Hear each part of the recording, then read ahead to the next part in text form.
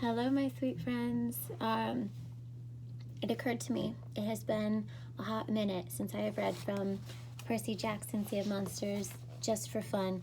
I'm very sorry. Things kind of exploded and I got behind with this. Not meaning to, but it occurred to me today that, oh my gosh, when was the last time I read from Percy Jackson? So I am coming at you with chapter 9. It's called I Have the Worst Family Reunion Ever. So here we go. Annabeth volunteered to go alone since she had the cap of invisibility, but I convinced her it was too dangerous. Either we all went together or nobody went. Nobody, Tyson voted, please? But in the end, he came along, nervously chewing on his huge fingernails. We stopped at our cabin long enough to gather our stuff. We figured whatever happened, we would not be staying another night aboard the zombie cruise ship, even if they did have $1 million bingo. I made sure Riptide was in my pocket, and the vitamins and thermos from Hermes were at the top of my bag. I didn't want Tyson to carry everything, but he insisted, and Annabeth told me not to worry about it. Tyson could carry 3 full duffel bags over his shoulder as easily as I could carry a backpack.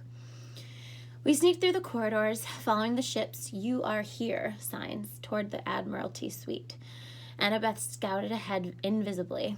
We hid whenever someone passed by, but most of the people we saw were just glassy-eyed zombie passengers. As we came up the stairs to deck 13, where the Admiralty suite was supposed to be, Annabeth hissed, "Hide!" And then she shoved us into a supply closet. I heard a couple of guys coming down the hall. "You see that Ethiopian Dracon in the cargo hold," one of them said. Ethiopian. Aethiopin, and I'm completely spacing.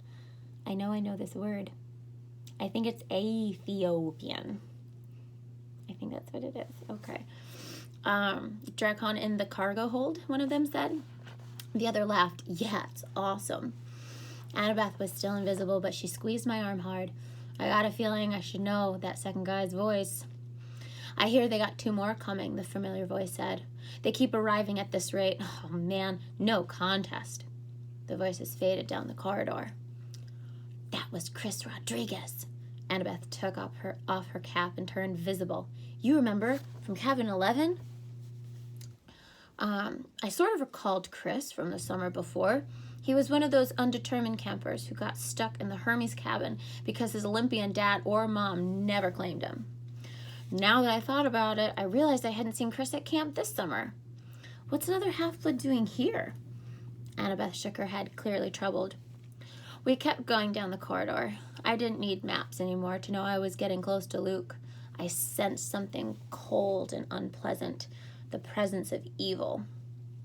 She stood in front of a glass wall, looking down into the multi-story canyon that ran through the middle of the ship. At the bottom was the promenade, a mall full of shops, but that's not what had caught Annabeth's attention. A group of monsters had assembled in front of the candy store. A dozen Laestrygonian giants, like the ones who'd attacked me with dodgeballs, 2 hellhounds, and a few even stranger creatures, humanoid females with twin serpent tails instead of legs. "Scythian Dracene," Annabeth whispered. Scythian Dracene, Annabeth whispered. "Dragon women." The monsters made a semicircle around a guy in a Greek armor who was hacking on a straw dummy. A lump formed in my throat when I realized the dummy was wearing an orange Camp Half-Blood t-shirt. As we watched, the guy in armor stabbed the dummy through its belly and ripped upward. Straw flew everywhere. The monsters cheered and howled. Annabeth stepped away from the window. Her face was ashen. "Come on," I told her, trying to sound braver than I felt. "The sooner we find Luke, the better." At the end of the hallway were double oak doors that looked like they must lead somewhere important. When we were 30 feet away, Tyson stopped. "Voices inside." "You can hear that far?" I asked. Tyson closed his eye like he was concentrating hard. Then his voice changed, becoming a husky approximation of Luke's. "The prophecy ourselves. The fools won't know which way to turn." Before I could react, Tyson's voice changed again, becoming deeper and gruffer, like the other guy we'd heard talking to Luke outside the cafeteria. You really think the old horseman is gone for good? Tyson laughed Luke's laugh. They can't trust him. Not with the skeletons in his closet. The poisoning of the tree was the final straw. Annabeth shivered. Stop that, Tyson. How do you do that? It's creepy. Tyson opened his eye and looked puzzled. Just listening. Keep going, I said. What else are they saying? Tyson closed his eye again. He hissed in the gruff man's voice. Quiet. Then Luke's voice whispering, Are you sure? Yes, Tyson said in a gruff voice, right outside. Too late. I realized what was happening. I just had time to say, run, when the doors of the stateroom burst open and there was Luke, flanked by two hairy giants armed with javelins, their bronze tips aimed right at our chests. Well, Luke said with a crooked smile, if it isn't my two favorite cousins, come right in. The stateroom was beautiful, and it was horrible. The beautiful part, huge windows curved along the back wall, looking out over the stern of the ship. Green sea and blue sky stretched all the way to the horizon. A Persian rug covered the floor. 2 plush sofas occupied the middle of the room, with a canopied bed in one corner and a mahogany dining table in the other. The table was loaded with food, pizza boxes, bottles of soda, and a stack of roast beef sandwiches on a silver platter. The horrible part, on a velvet dais at the back of the room lay a 10-foot-long golden casket. A sarcophagus engraved with ancient Greek scenes of cities in flames and heroes dying grisly deaths. Despite the sunlight streaming through the windows, the casket made the whole room feel cold. Well, Luke said, spreading his arms proudly, a little nicer than cabin 11, huh? He'd changed since the last summer. Instead of Bermuda shorts and a t-shirt, he wore a button-down shirt, khaki pants, and leather loafers. His sandy hair, which used to be so unruly, was now clipped short. He looked like an evil male model, showing off what the fashionable college villain was wearing to Harvard this year. He still had the scar under his eye, a jagged white line from his battle with a dragon, and propped against the sofa was his magical sword, Backbiter, glinting strangely with its half-steel, half-celestial bronze blade that could kill both mortals and monsters. Sit, he told us. He waved his hand, and 3 dining chairs scooted themselves into the center of the room. None of us sat. Luke's large friends were still pointing their javelins at us. They looked like twins, but they weren't human. They stood about 8 feet tall, for one thing, and wore only blue jeans, probably because their enormous chests were already shag-carpeted with thick brown fur. They had claws for fingernails, feet like paws. Their noses were snout-like, and their teeth were all pointed canines. Ooh. Where are my manners? Luke said smoothly. These are my assistants, Agrius and Aureus. Perhaps you've heard of them. I said nothing. Despite the javelins pointed at me, it wasn't the bear twins who scared me. Is it Arius? Agrius and Arius? I'd imagined meeting Luke again many times since he tried to kill me last summer. I'd pictured myself boldly standing up to him, challenging him to a duel.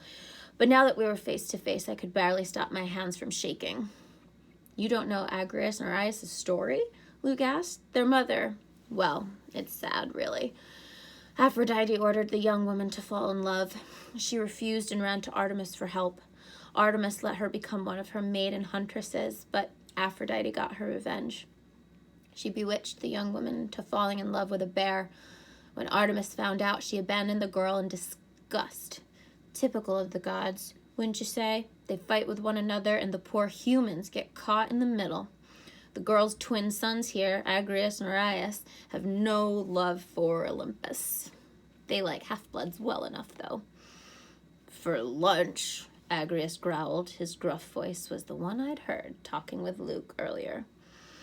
Hee hee hee hee, his brother Arius laughed, licking his fur-lined lips.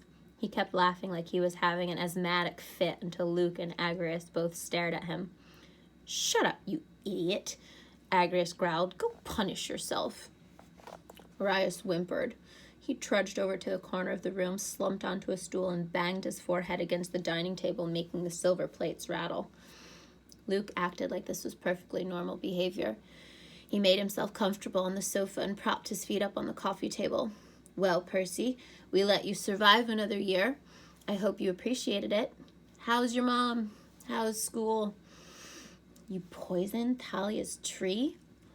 Luke sighed. Right to the point, eh? Okay, sure, I poisoned the tree. So what? How could you? Annabeth sounded so angry I thought she'd explode. Talia saved your life, our lives. How could you dishonor her? I didn't dishonor her, Luke snapped. The gods dishonored her, Annabeth. If Talia were alive, she'd be on my side. Liar.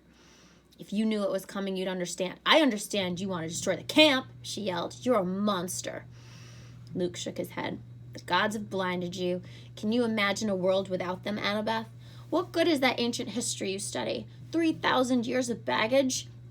The West is rotten to the core. It has to be destroyed. Join me. We can start the world anew. We could use your intelligence, Annabeth.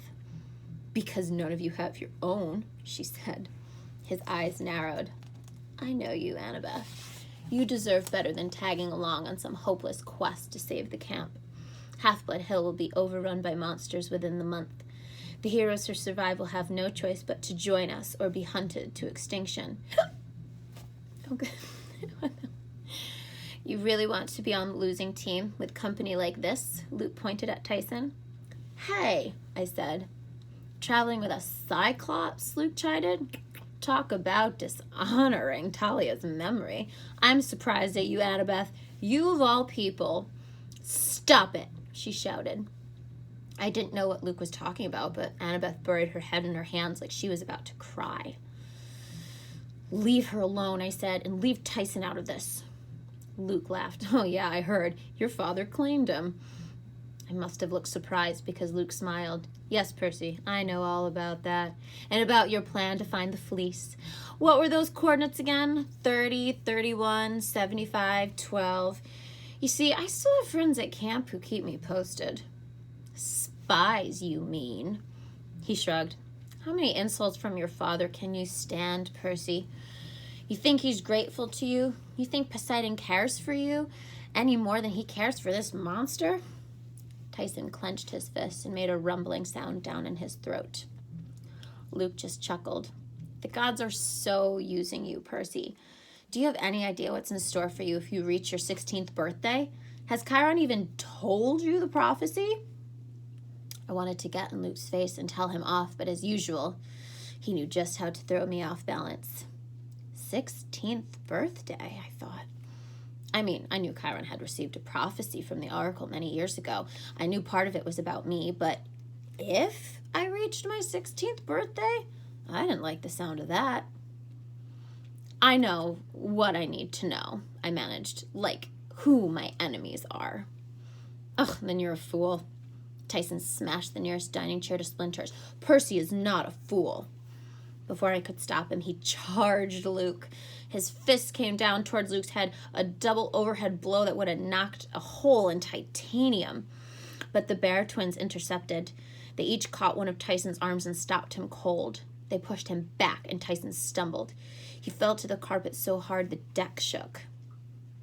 Too bad, Cyclops, Luke said. Looks like my grizzly friends together are more than a match for your strength.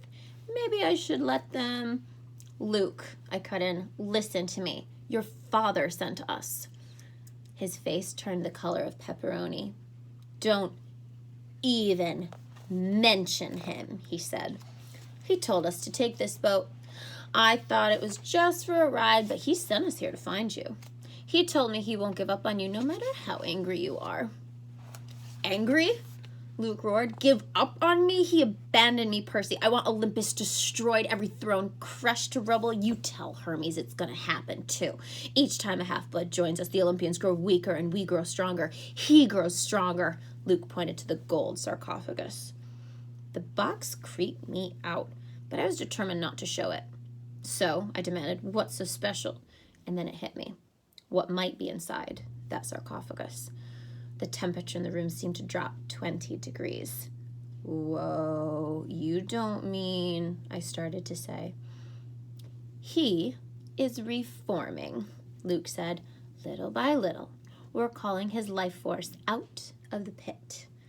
With every recruit who pledges our cause, another small piece appears.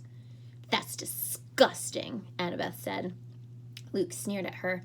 Your mother was born from Zeus's split skull, Annabeth. I wouldn't talk if I were you. Soon there will be enough of the Titan Lord so that we can make him whole again. We'll piece together a new body for him, a work worthy of the forges of Hephaestus. You're insane, Annabeth said. Join us and you'll be rewarded. We have powerful friends, sponsors, rich enough to buy this cruise ship, and much more. Percy, your mother will never have to work again. You can buy her a mansion. You can have power, fame, whatever you want. Annabeth, you can realize your dream of being an architect. You can build a monument to last 1,000 years, a temple to the lords of the next age. Go to Tartarus, she said. Luke sighed. A shame. He picked up something that looked like a TV remote and pressed a red button. Within seconds, the door of the stateroom opened and 2 uniformed crew members came in, armed with nightsticks. They had the same glassy-eyed look as the other mortals I'd seen, and I had a feeling this wouldn't make them any less dangerous in a fight. Ah, good security, Luke said. I'm afraid we have some stowaways. Yes, sir, they said dreamily. Luke turned to Orias. It's time to feed the Ethiopian Drakon. Take these fools below and show them how it's done.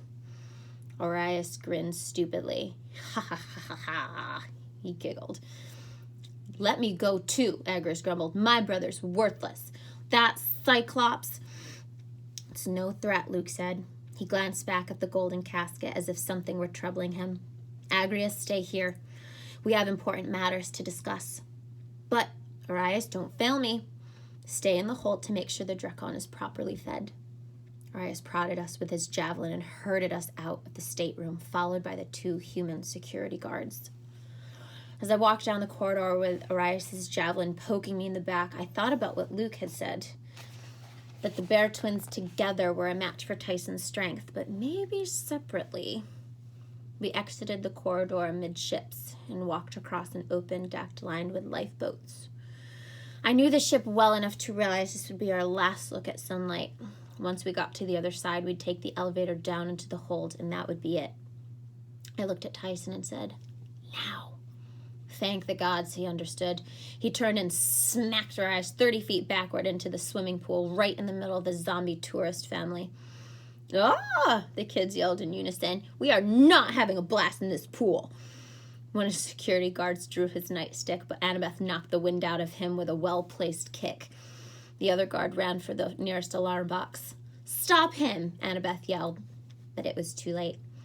Just before I banged him on the head with a deck chair, he hit the alarm. Red lights flashed, sirens wailed. Lifeboat, I yelled. We ran for the nearest one. By the time we got the cover off, monsters and more security men were swarming the deck, pushing aside tourists and waiters with trays of tropical drinks. A guy in Greek armor drew his sword and charged, but slipped in a puddle of pina colada. Laestrygonian archers assembled on the deck above us, notching arrows in their enormous bows. How do you launch this thing? Screamed Annabeth. A hellhound leaped at me, but Tyson slammed it aside with a fire extinguisher. Get in, I yelled. I uncapped Riptide and slashed the first volley of arrows out in the air. Any second we would be overwhelmed. The lifeboat was hanging over the side of the ship, high above the water. Annabeth and Tyson were having no luck with the release pulley.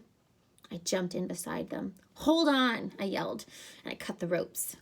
A shower of arrows whistled over our heads as we free fell toward the ocean. And that's the end of chapter 9. The next chapter I will hopefully do tomorrow. Miss you guys. Bye.